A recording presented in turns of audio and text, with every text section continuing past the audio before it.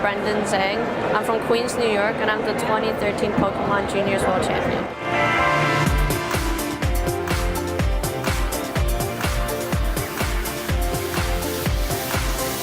I was about 5 years old when I started.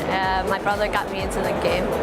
Last year was my last year in juniors, so I was a little bit scared I wouldn't make it to the finals, but playing in front of everybody isn't really a big issue for me, so I guess I was kind of relaxed and a little bit nervous. The fact that I'm already a world champion makes it relaxing, but I kind of want to go for that title again, knowing that I have a pretty good chance since I'm a world champion. Winning a tournament can be fun. I think the best experience in Pokemon is definitely meeting the friends. Pokemon World Championships allows people from all over the world to meet up in one place, and that allows me to meet with my international friends that I can't meet as often. I usually start training 2 weeks before the tournament. Practice is really necessary. Without practice, you have less information to go into a game. I think another key to success is you have to play to win, but you have to expect to lose. You can't expect to win, because if you're arrogant, you will never win. My favorite Pokemon is probably Mr. Mime. He's real cute and good, and especially in the old television series, I think he's one of the more unique Pokemon. I think the most important thing to know when you're at a Pokemon tournament is just to have fun and not to get overexcited or overly sad if you lose.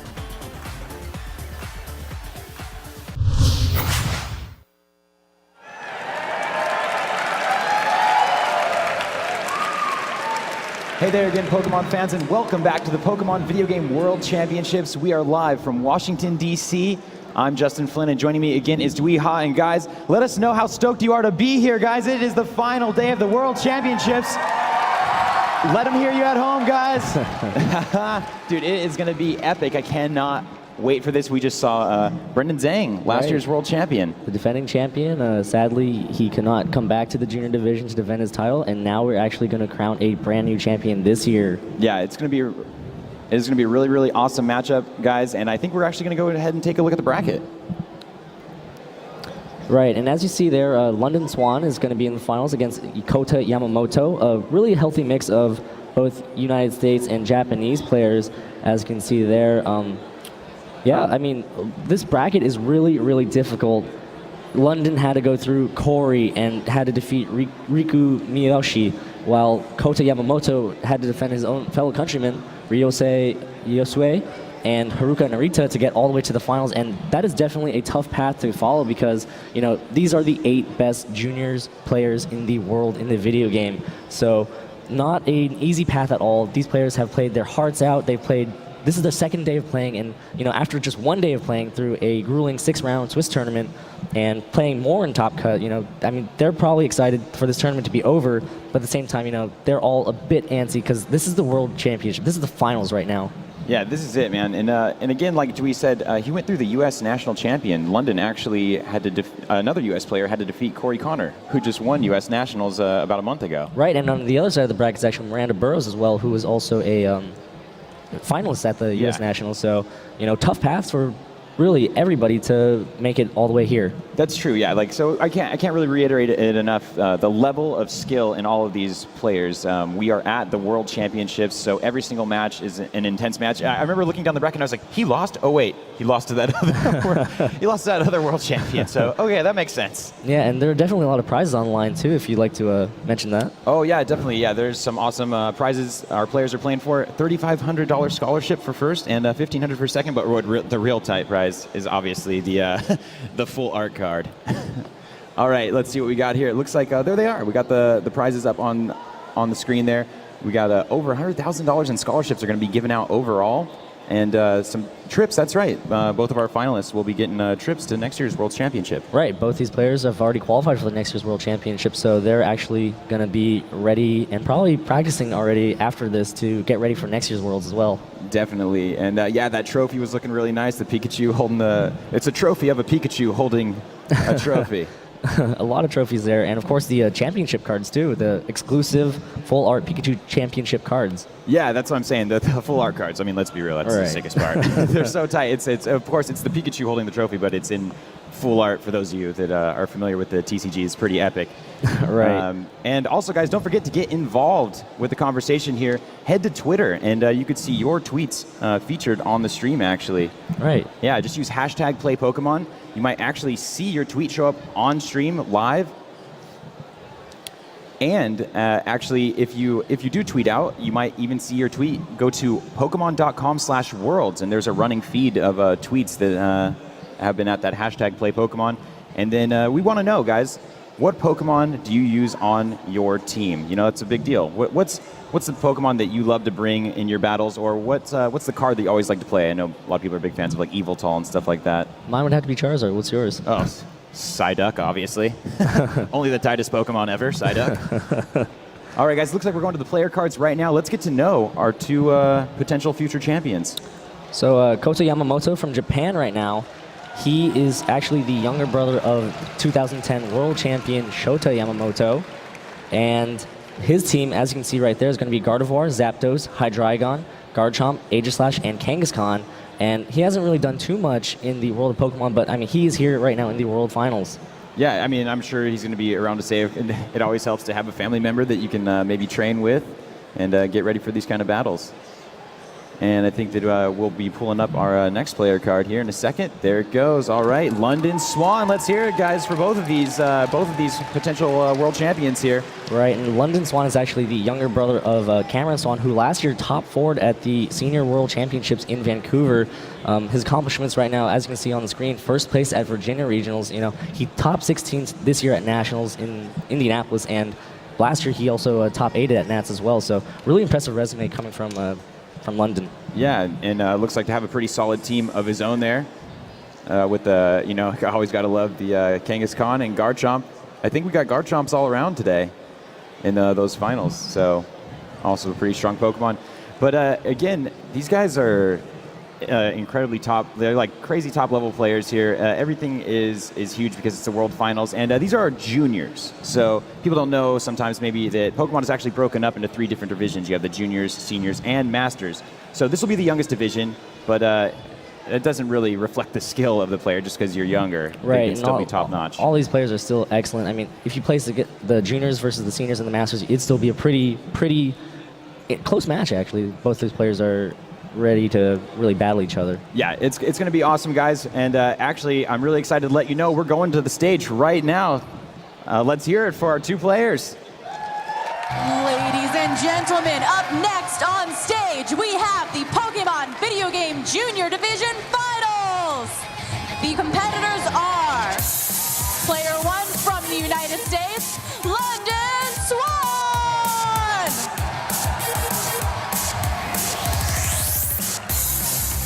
Versus Player 2 from Japan, Kota Yamamoto.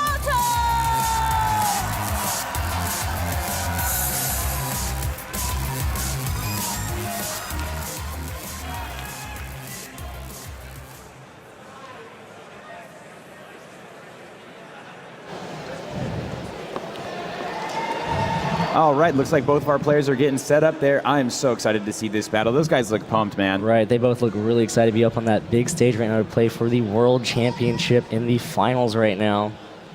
All right, gotta get the charms out. Gotta get the charms and the stylus ready to go. Looks like they're both setting up, and they look confident. They don't look too nervous there. I think both players actually look like they've done this before.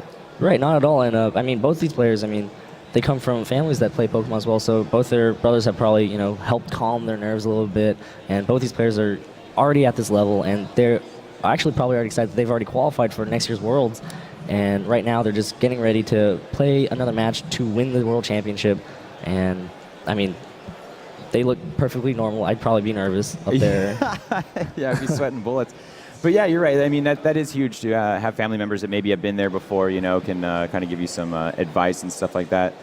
Right, So. and I'm sure that both their families are right now in the audience just having a blast watching their 2 Pokemon players getting ready to play.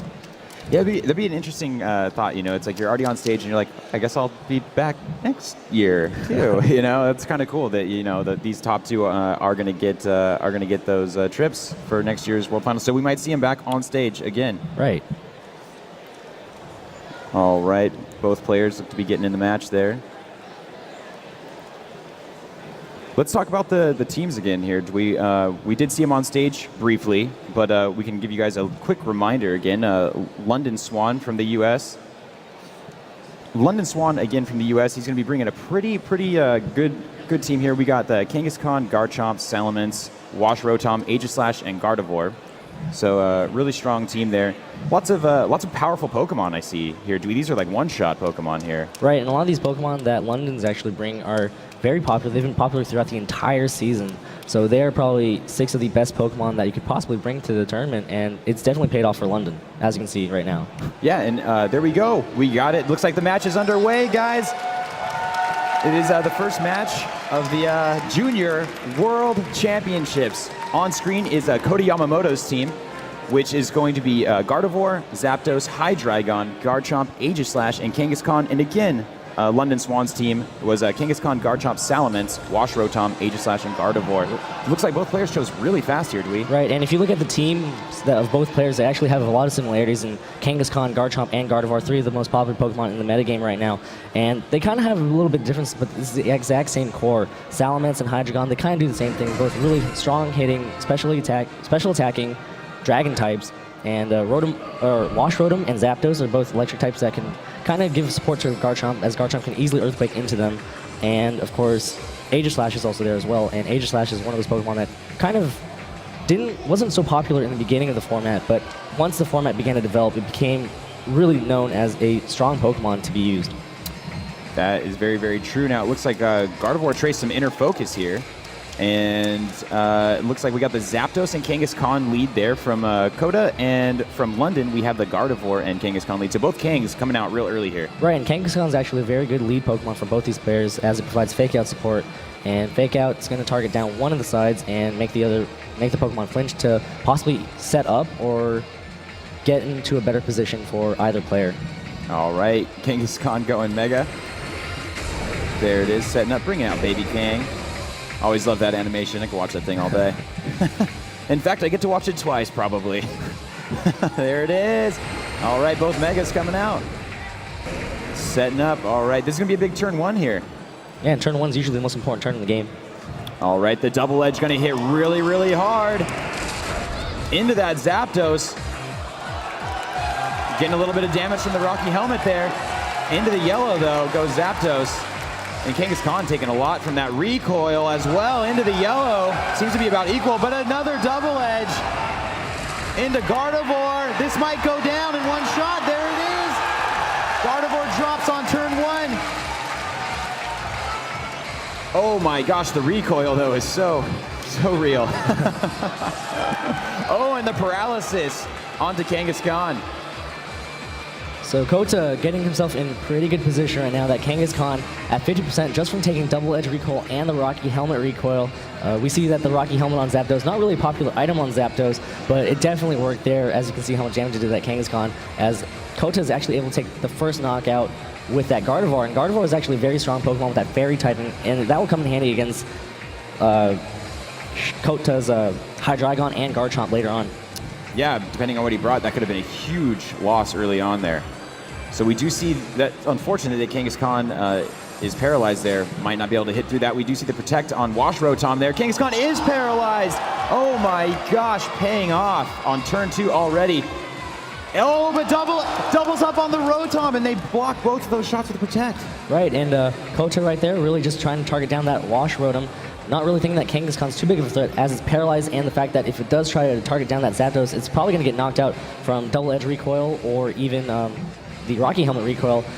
Kangaskhan that turn trying to Sucker Punch, as you can see, because it tried to move before every other Pokemon on the field, and unfortunate that it did get paralyzed, because at least getting off some damage is better than just not being able to move at all. Well, it looks like we actually see a Sucker Punch there from Kota's Kangaskhan, and picks up the feint. The Mega is down. Oh, and the Roost from Zapdos. It's going to be taking it back up into the green there. Oh my gosh, so much hit points going back. And the Hydro Pump from Rotom.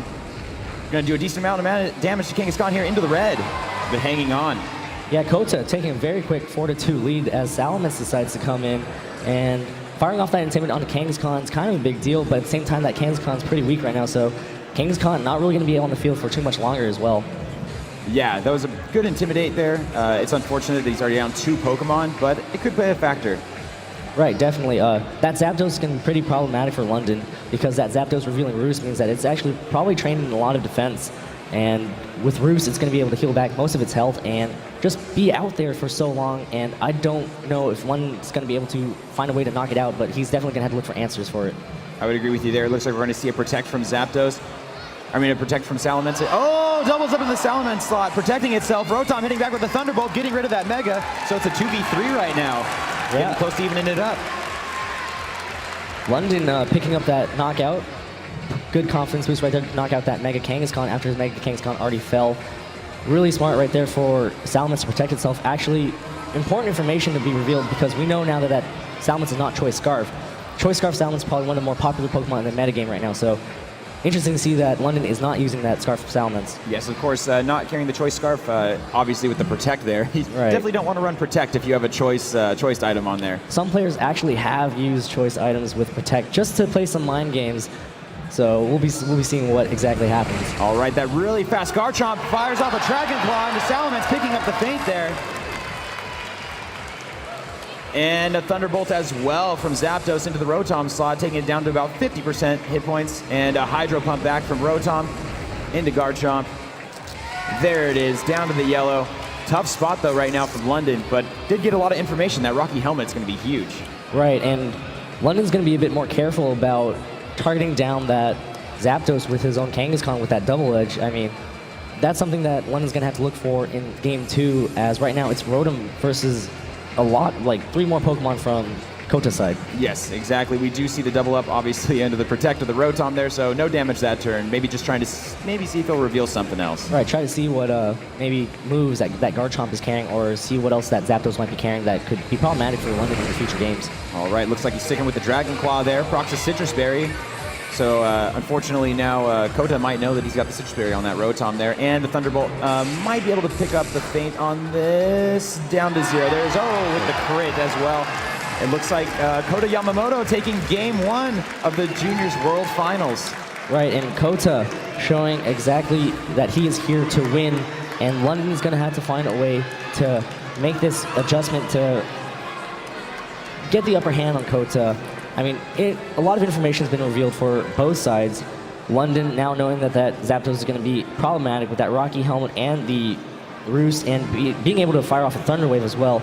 That is probably Kota's only method of speed control, unless that Gardevoir also carries Trick Room, which I'm not exactly sure about. So London's going to have to find a way to really knock out that Zapdos, because that's going to be so problematic for him. Yeah, I think you're right there, Dwee. The Zapdos might be a key Pokemon here with some of those physical attackers for London. You know, he's not going to be wanting to hit into that very often. Right, and Kota now, seeing a lot of London's teams, probably going to think that Zapdos might be his winning option against a lot of these things, as long as he can get it down to maybe, say, Zapdos versus a physical attacker like Kangaskhan or Garchomp. All right, another crucial turn 1's going to be coming up here soon. I think both of our players might have locked in their Pokemon. Let's see if we're getting into the game here. There it goes. All right, both players are tossing out their Pokemon. Let's see what we got here. A Garchomp and Rotom lead here for London.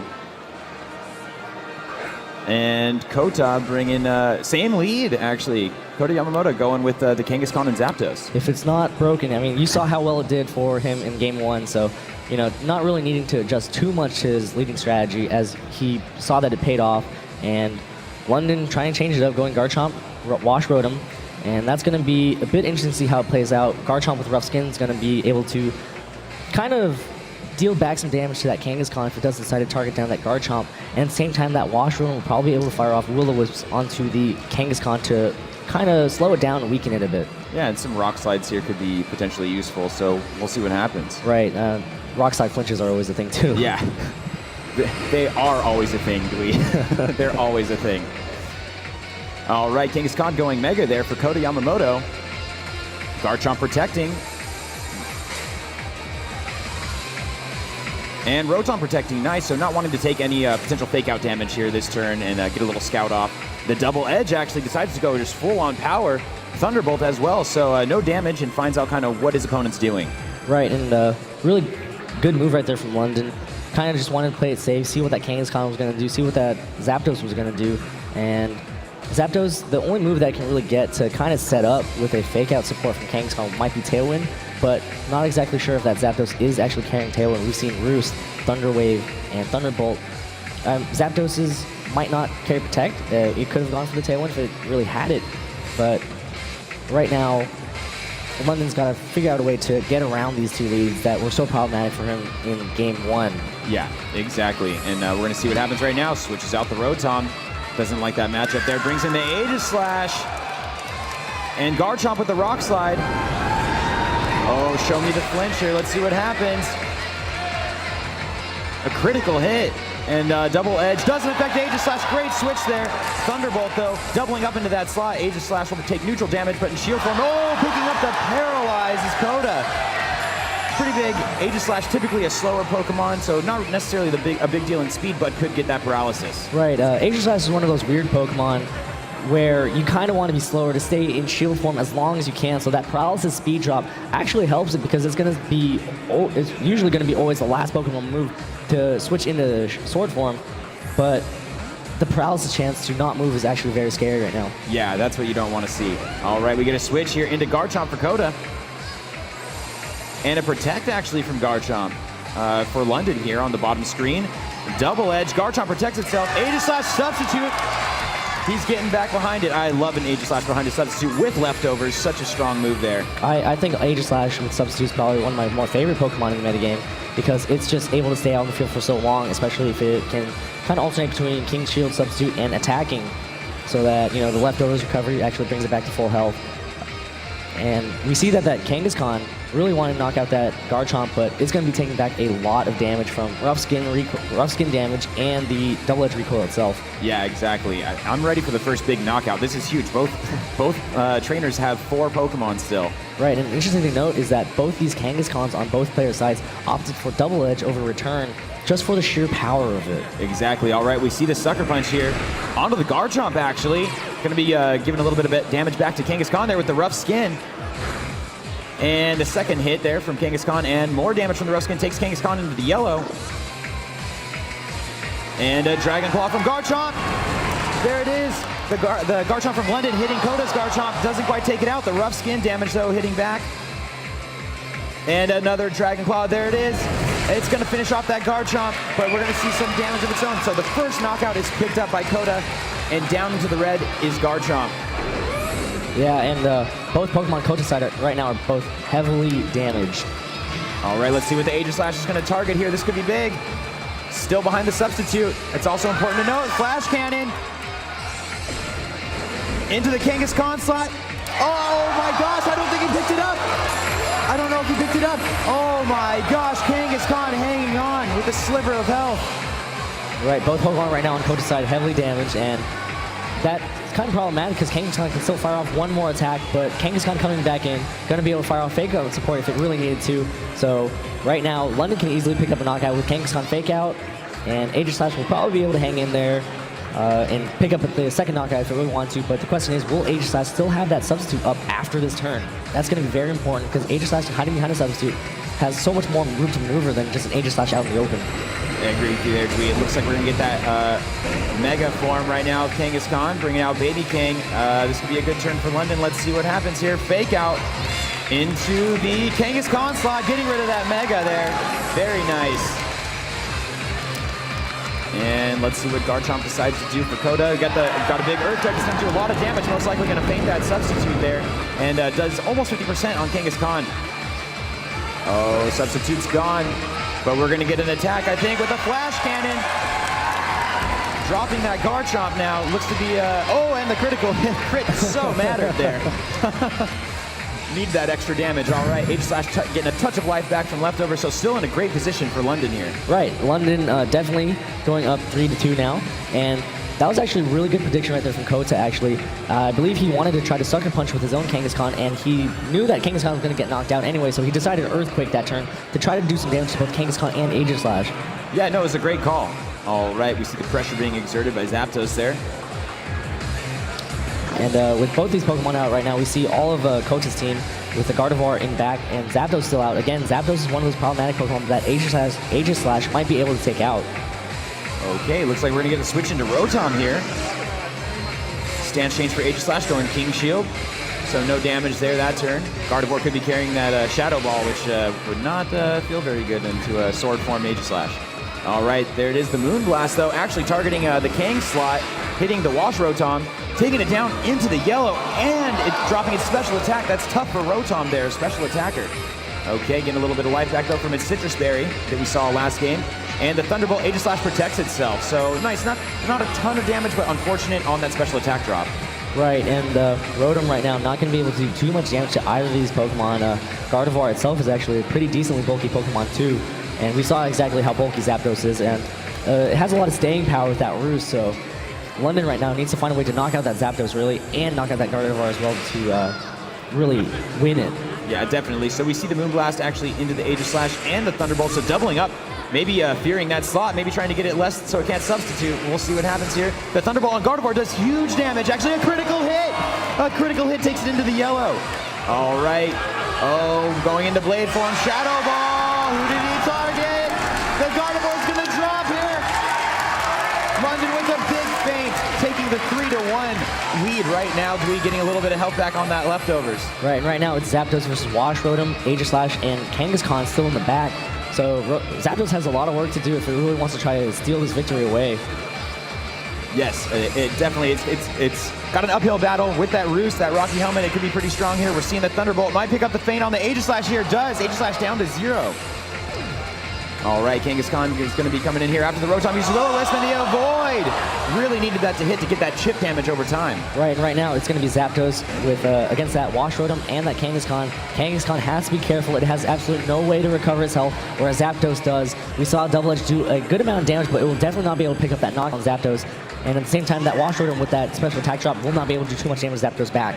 All right, decides to go with Fake Out here, taking a big risk, going to take a lot of damage from that Rocky Helmet, maybe even more damage than the Fake Out did. Let's see what we get here from Wash Rotom here. Hydro Pump actually ends up connecting, but that special attack reduction could be rough. Oh my gosh, it's in the red. What does he do here? This is a huge turn. Right now, the unfortunate thing is that Kangaskhan's going to be able to outspeed that Zapdos and probably knock it out. So really good position right now for London, and Kota really just not going to be able to do anything about this. There it is, you're right.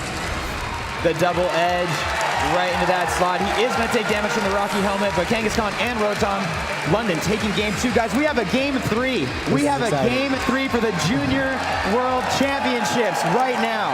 Right, and London played that game so beautifully. He realized all his options. He played meticulously. He thought about one board for both players. Wouldn't be surprised to see if Kota decided to change up his leads, which he did not change last time. Yeah, that's very true. You know, like we always like to say, if it ain't broke, don't fix it. And so Kota didn't. And actually, you know, it wasn't a bad lead either. You know, just things didn't work out for him on that particular turn. You know, you just gotta, maybe it's the choices you make. Right, that last turn, if Zapdos did decide to protect itself from getting faked out, you know, maybe something could have happened, because that fake out hit and then the Hydro Pump hit as well. If Zapdos maybe protected itself that turn and decided to roost the next turn, it might have been able to pull it off for London. Exactly. Or for Kota, sorry. Yes, for Kota.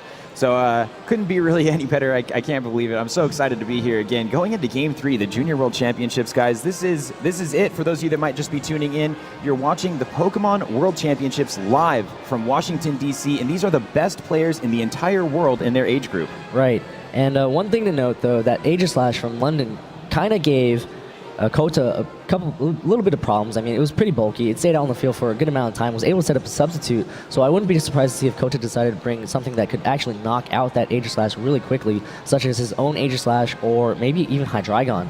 No, that's a great thing to note there, Dwee. I love that you're picking up on that information there. I mean, that substitute was pretty much a game winner there, I think. That right. Aegis Slash got it for him. And it really just drew away most of the attacks from London's other Pokemon, so Aegis Slash really paid off for London that game.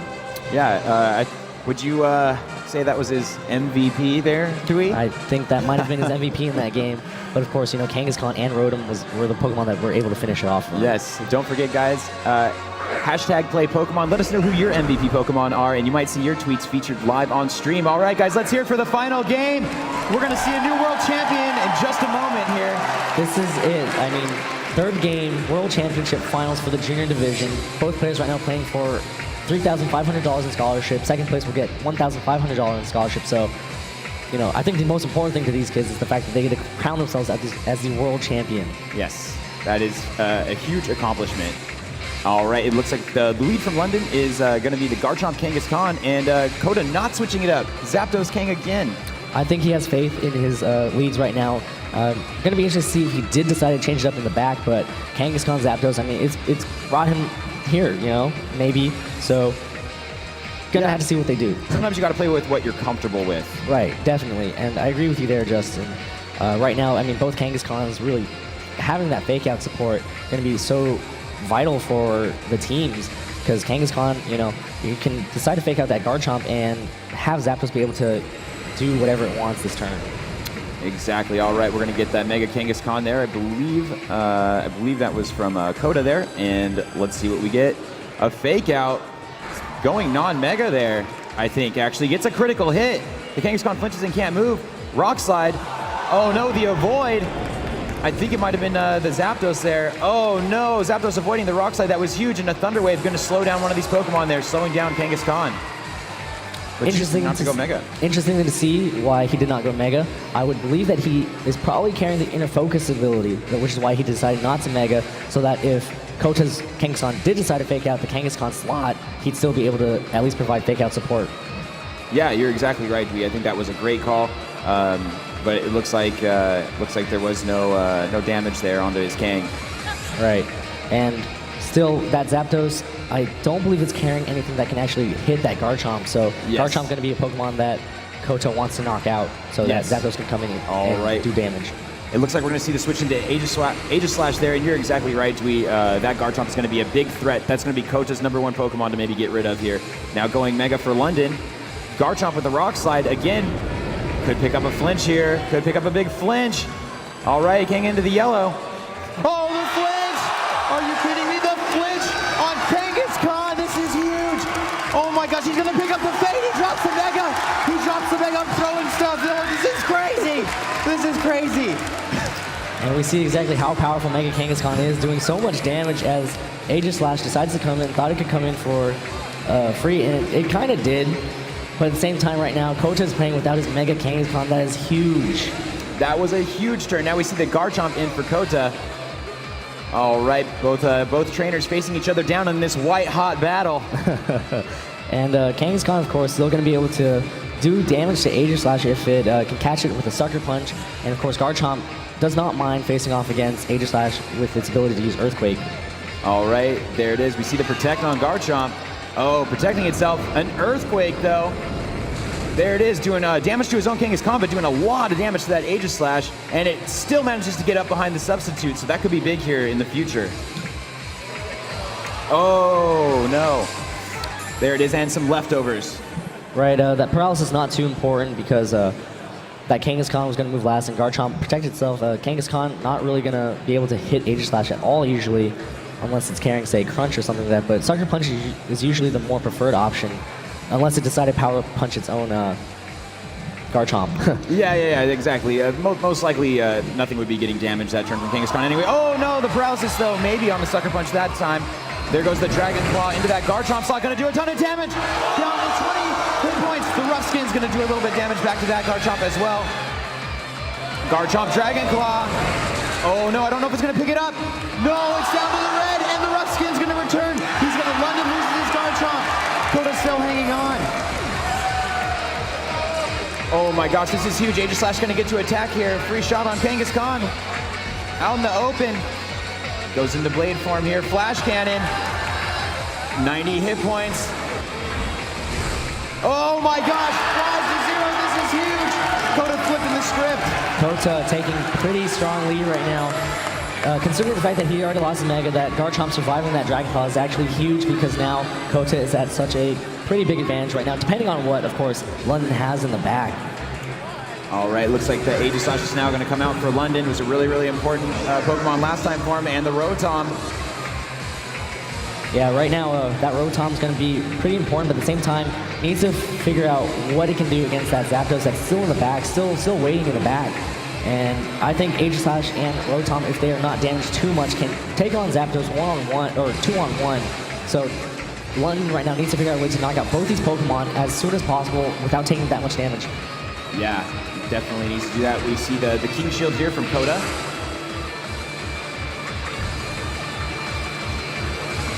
And the King Shield as well, so not wanting to take any damage here. The Earthquake. Nice, Rotom's Levitate's not going to affect it. All right, Hydro Pump hit. There it is, baby. The Hydro Pump lands on Garchomp. And it's out of here. This is a 2v2.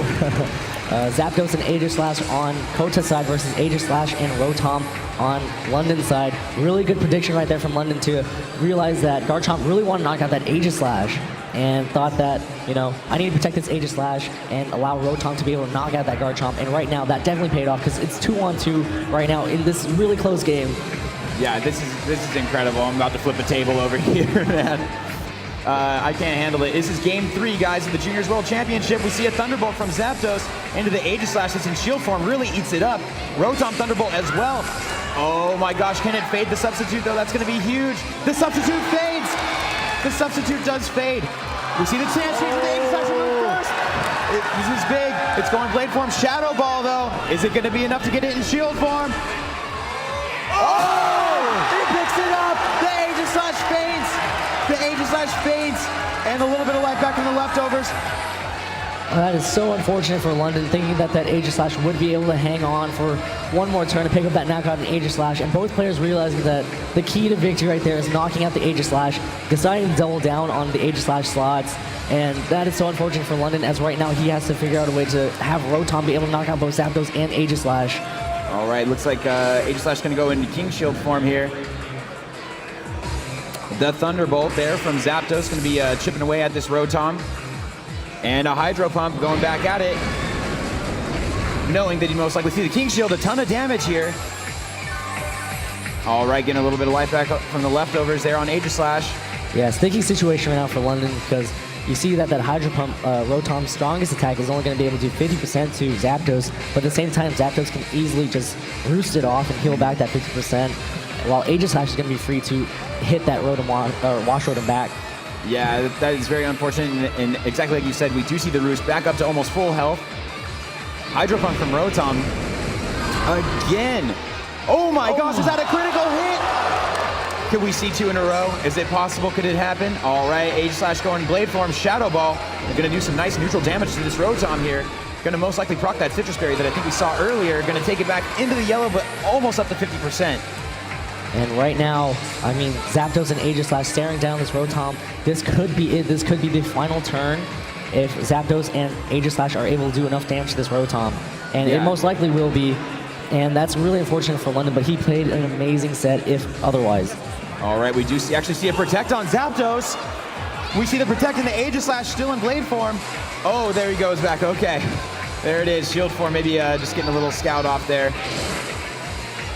And we're going to see the Rotom go with a Thunderbolt, actually,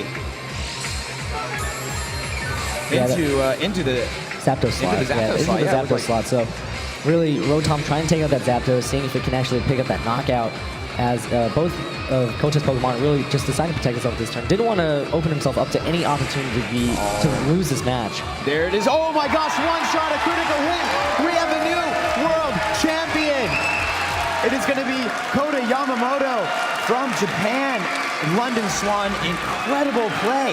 Incredible play from both players here. That was a very exciting set to watch here at the finals of the junior division, and you know, both these players are amazing players. You saw how well they played against each other, and it came down to pretty much the end of it because it all came down to that Aegislash battle. That was the most intense match. I think I almost snapped this pen. I was so I hit you with the pen a couple of times. Man, when he picked up the feint on that Kangaskhan early on, that was huge, and I was losing it over here. Right, and usually when you lose your Mega Kangaskhan so early in the battle, you're kind of like thinking to yourself, oh, I'm playing from behind now, but Kota hung in there. He kept playing.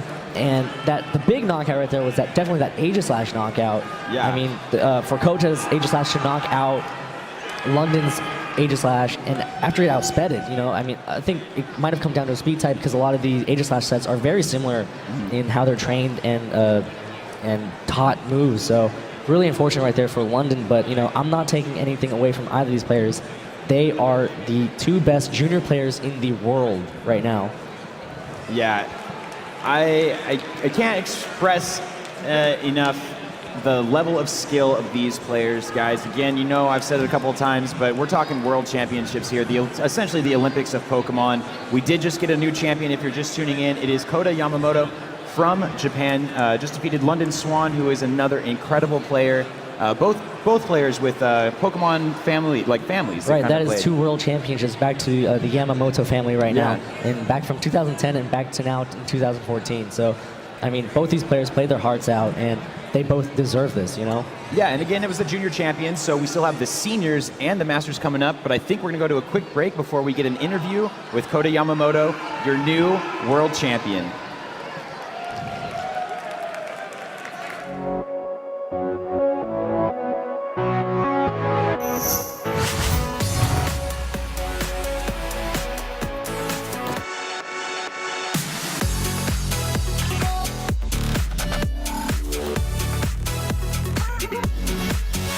What do we like about the Pokemon community? We actually really like giving the opportunity to travel. We've met a lot of people, like get to hang out with friends in a state we've never been to. It's just been full of opportunities for us so far. Yeah, it's just, there's such a sense of community. Even though there is like a competitive edge, everyone's just, having a good time and hanging out. Well, the thing about the community is that you see them all around, so even if you're just going to like Pokemon League or you go to like different cities or state tournaments, you always see familiar faces, and it's nice to know that other people love the same things you do. What I like about the Pokemon community is all of the people who really love Pokemon and support it. Everybody in this entire building loves Pokemon as much as me, and it's so much fun here. Everybody's connected because we all love the same thing. So yeah, I mean, it's just good energy, good feeling being here. Everybody's friendly. I love the giant Pikachu. I love the community. I do. Come on, hug. Let's hug. See, we love the Pokemon community. Pokemon rock. Here at Pokemon, we love each other.